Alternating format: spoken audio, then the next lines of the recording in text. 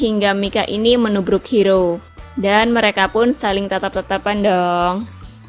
Mika yang malu, akhirnya dia berlari. Wah, gokil ya. Ada yang punya pengalaman kayak gitu nggak nih?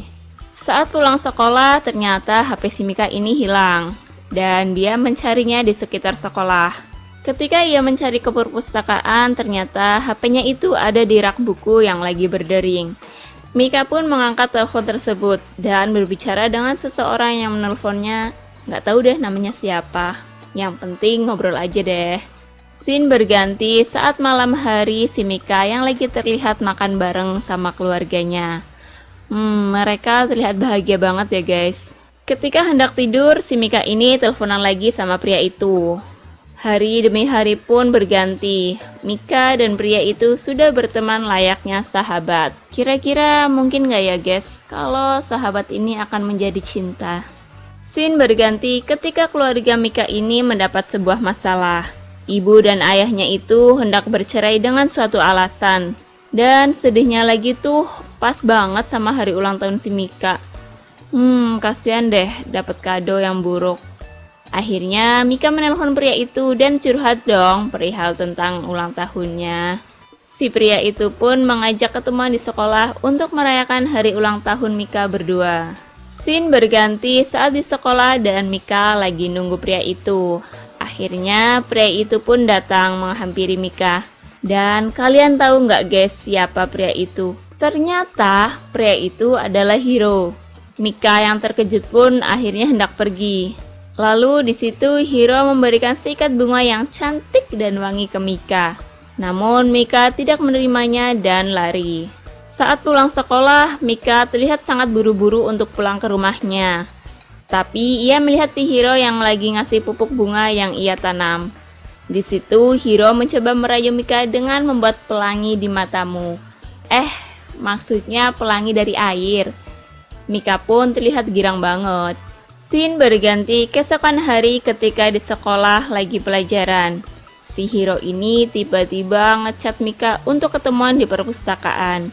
Jadi Mika beralasan untuk ke UKS. Kemudian Mika pun menemui Hiro. Di situ Hiro mengajak Mika untuk jalan-jalan.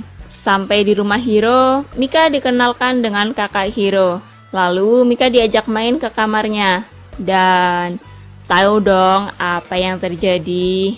Setelah selesai enak-enak, Mika terbangun dari tidurnya sambil benerin kancing-kancing baju dan lainnya yang copot. Kemudian dia pun pulang. Esok harinya Mika yang lagi nunggu angkot tiba-tiba diculik oleh beberapa pria garangan dan dimasukkan ke dalam mobil. Di situ Mika berusaha untuk keluar lari dan kabur.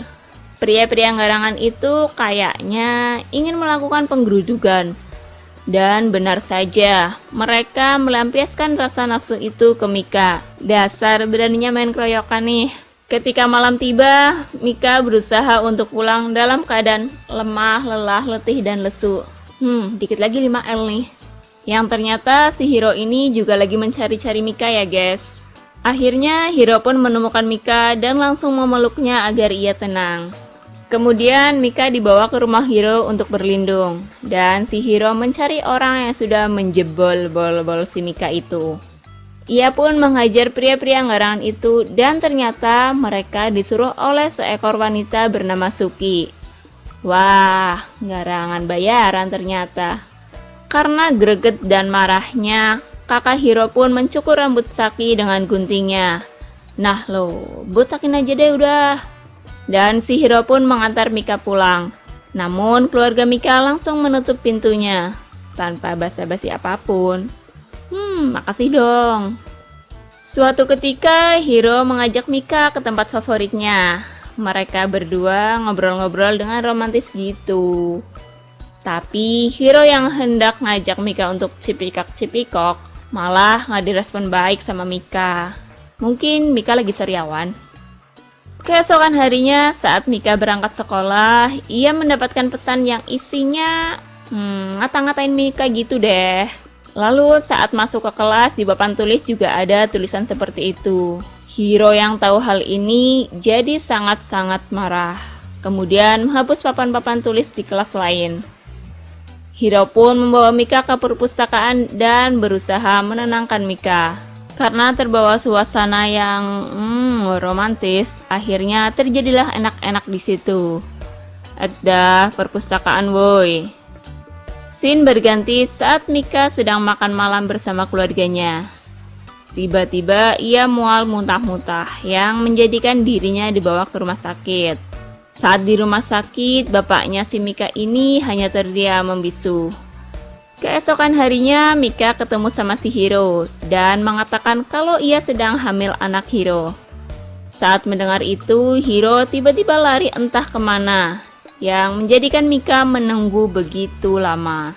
Karena lama, Mika pun memutuskan untuk balik. Tapi Hiro kembali dan memberi hadiah untuk Mika dan berjanji untuk membahagiakan Mika. Hiro pun memberikan cincin dan mengajaknya untuk bersenang-senang. Wah, asik nih. Scene berganti ketika Mika dan Hiro meminta restu kepada orang tuanya Mika. Ayah Mika terlihat sangat kecewa dan kurang merestui hubungan mereka. Sampai-sampai si Hiro ini nggak mau pulang guys kalau belum dapet restu. Oke, Mimin suka sama semangatnya Hiro nih.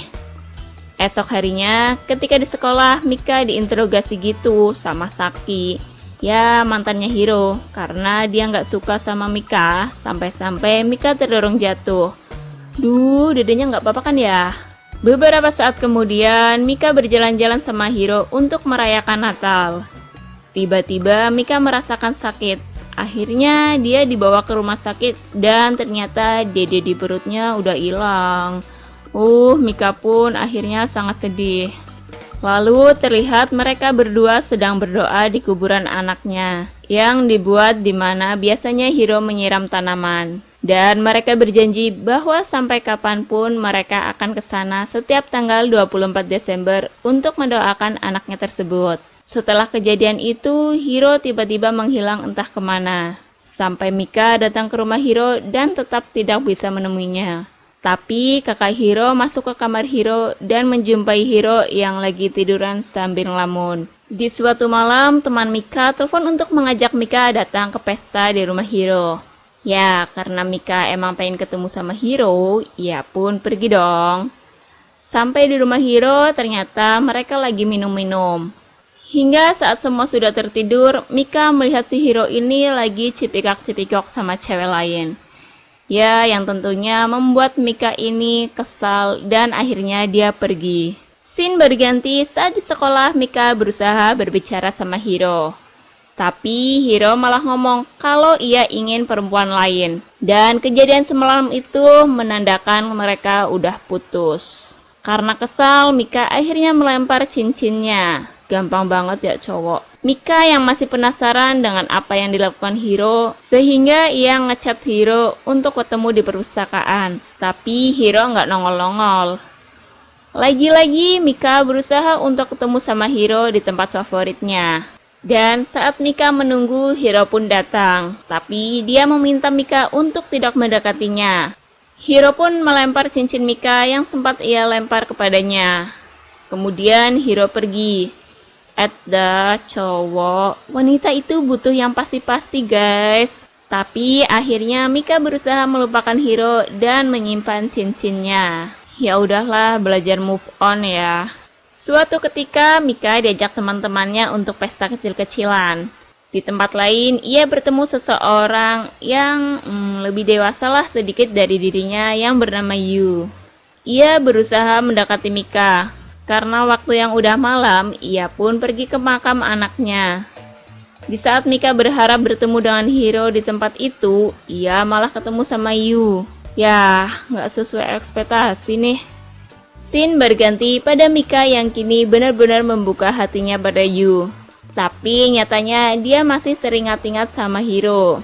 Terlihat Yu yang memberikan sikat bunga kepada Mika. Di situ Mika berpikir bahwa cinta keduanya ini sangat berbeda dengan yang pertama.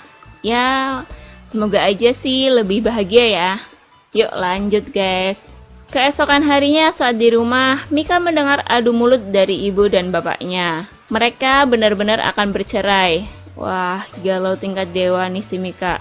Yang kemudian Mika pun curhat dong kepada Yu soal keluarganya. Kemudian mereka mengunjungi rumah Mika. Di sana kebetulan nggak ada ibu dan bapaknya. Tapi mereka malah menemukan sobekan foto-foto kenangan saat mereka kecil. Dengan semangat, Yu menempelkan foto-foto yang sudah robek itu. Ya, maksudnya sih biar Mika terhibur gitu.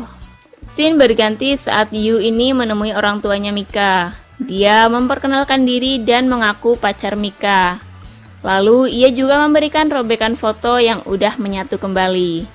Ibu dan bapaknya pun menangis terhura melihat foto-foto itu. Mimin pun jadi ikut sedih. Akhirnya keluarga Mika pun kini bersatu kembali dengan penuh senyuman bahagia. Yes, berhasil kan? Singkat cerita, tepat pada 24 Desember, Yu mengantar Mika untuk mengunjungi makam anaknya. Dan ternyata di sana ada Hiro. Tapi Mika hanya diam dan berdoa untuk anaknya. Hiro pun terlihat acuh sama Mika dan dia pun pergi. Kasihan banget ya si Mika. Padahal dia berharap bisa ngobrol-ngobrol dikit sama Hiro. Bulan demi bulan pun terlewati. Kini Mika jadi sering menghalu tentang Hiro dan melihat kenangan-kenangannya bersama Hiro. Akhirnya pada bulan Desember lagi, Mika dan Yu kembali ke makam anaknya itu. Tapi saat hendak pergi, Yu melamar Mika dan sepertinya serius dengan Mika. Mika hanya membalas dengan tersenyum dan memakai cincinnya itu. Ih, so sweet. Di makam si Mika ini malah bertemu sama Nozomu, teman Hiro. Ia bercerita kalau Hiro mengidap kanker selama 2 tahun lalu. Ya, sejak ia memutuskan Mika. Dan dia tidak mengatakan kepada Mika soal ini karena Hiro nggak mau si Mika berjuang sendiri dan menangis. Lalu apa yang sudah dibuat dulu adalah rencananya agar perasaan Mika kepada Hiro hilang. Betul sih, tapi nggak gitu juga dong. Yu yang menunggu lama akhirnya menyusul dia. Yu pun menghampiri Mika yang sedang sedih. Saat ia mengetahui soal Hiro, Mika pun langsung hendak pergi untuk menemui Hiro. Tapi Yu menghadangnya sampai cincin yang ia berikan terjatuh. Dan di sini akhirnya Yu mengizinkan Mika untuk pergi. Scene berganti saat Mika sampai di tempat Hiro dan Hiro kaget terengah-engah karena ternyata Mika yang datang. Mika pun menangis sambil memarahi si Hiro. Bahkan Hiro terlihat masih memakai cincin perjanjian mereka. Di situ Mika ngomong kalau ia nggak bahagia tanpa Hiro. Mika pun mencium Hiro dan memeluknya. Mimin ikut nangis deh jadinya.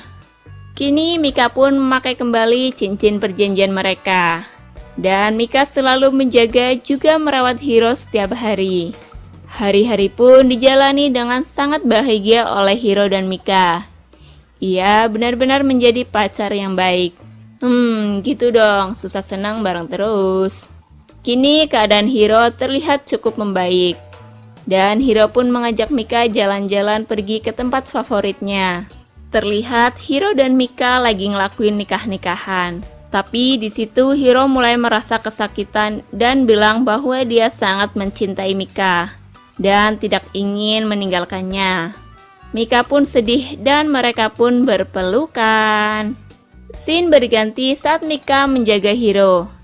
Hiro pun meminta Mika untuk mencetak foto-foto yang ia ambil dari kameranya.